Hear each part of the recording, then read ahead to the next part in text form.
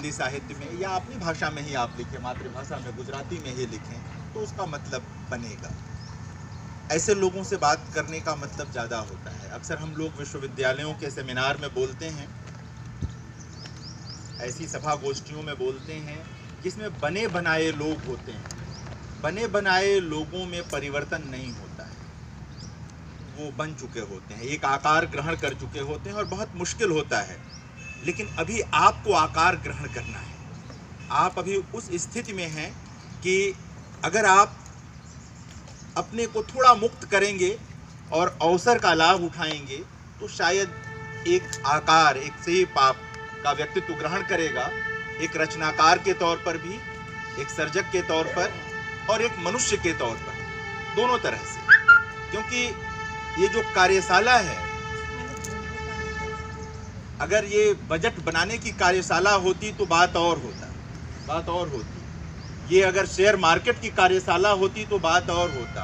ये साहित्य की कार्यशाला है और साहित्य की कार्यशाला अनिवार्य रूप से मनुष्यता की कार्यशाला होती है। वो मनुष्यता को जगाने की कार्यशाला होती है। साहित्य की कार्यशालाओं को आप रुपए पैसे से नहीं जोड़ सकते, इसका हिसाब किताब नहीं होता। आज आप जो यहाँ वक्त निकाल कर आए हैं, खर्च कर रहे हैं, अगर आप इसे रुपए में चाहे कि कन्वर्ट हो जाए तो नहीं होगा। लेकिन जिस चीज़ में ये बदल रहा है, जिस चीज़ में ये कन्वर्ट हो रहा है, वो आपके भीतर का वह राग है जो कई कारणों से उभर नहीं पाता है। वह जो भाव है आपके भीतर का, मनुष्य होने का, मनुष्यता का, इंसानियत का, ऐसी कार्यशालाएं सबसे प्राथमिक रूप से वही कार्य करती हैं कि आपके भीतर की मनुष्यता का बोध आपको करा देती है। साहित्य का मूल काम क्या है? आप एक रास्ते से जाते हैं प्रतिदिन, एक दिन गए, एक रास्ते में पत्थर मिला, आप उसके बगल से निकल जाते हैं। दूसरे दिन गए, थोड़ा सचेत रहे, फिर उसके बगल से आप निकल जाते हैं। तीसरे दिन, चौथे दिन राह का पत्थर अवचेतन में चला जाता है और आपको आदत पड़ जाती है कि आप उससे बचकर निकल जाते हैं। साहित्य आपको रास्ते में पड़े उस पत्थर की याद दिलाता है और ये बताता है कि बचकर चलना कोई रास्ता नहीं होता है, उसको हटाना पड़ता है। तो ये जो बचा कर जीवन चलने का मामला है, साहित्य आपको सिखाता है कि मुकम्मल जीवन चाहिए, पूरा जीवन चाहिए। रघुवीर सहाय की पंक्तियां हैं कि हमें तो पूरा का पूरा जीवन चाहिए, हमसे कम की बात ना करो। तो साहित्य आपको बच के चलने का रास्ता नहीं देता है, साथ लेकर चलने का रास्ता देता है। जो भी अवरोध हैं उनको पूर्णता में हटाने का रास्ता देता है, मार्ग देता है, विवेक देता है।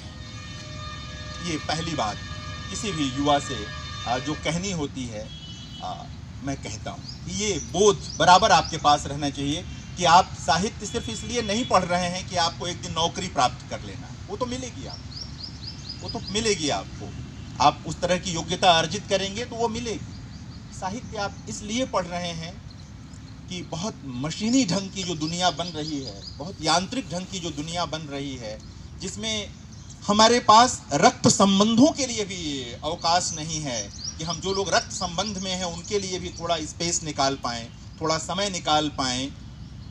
साहित्य दरअसल आपको वही सचेत कर देता है। ये जो कार्यशाला है कि आप सबसे पहले निकट संबंधों की पहचान तो शुरू करें, मित्रता की पहचान तो शुरू करें।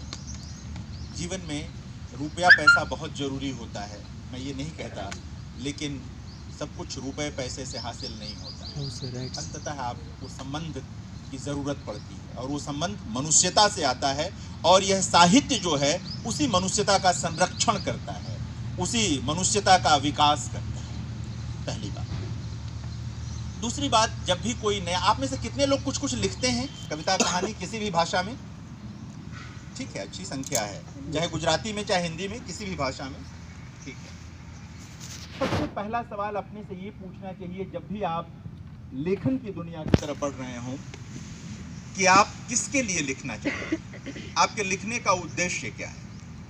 हमारे गोस्वामी जी तुलसीदास बड़े कवि, आप सब जानते होंगे उन्हें, रामचरितमानस पढ़ा होगा आपने, नहीं पढ़ा होगा तो पढ़िए एक बार। वो कहते थे कि मैं स्वांतः सुखाय लिख रहा हूँ।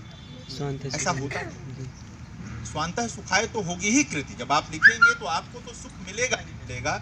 लेकिन जब आप कविता लिख रहे होते हैं, कहानी लिख रहे होते हैं, निबंध लिख रहे होते हैं, साहित्य की किसी भी विधा में लिख रहे होते हैं तो आपके अवचेतन में कोई ना कोई श्रोता वर्ग, पाठक वर्ग जरूर होता है। तो सबसे पहले आपको ये देखना बहुत आवश्यक होता है कि आप लिख किसके लिए रहे हैं। और जैसे ही आप ये तय कर लेते हैं कि आप किसके लिए लिख रहे हैं, आपकी बहुत सारी समस्याओं का निदान हो जाता है। यानी कि सबसे पहले तो ये तय हो जाता है कि आप जिनके लिए लिख रहे हैं उनको किस तरह के साहित्य की जरूरत है।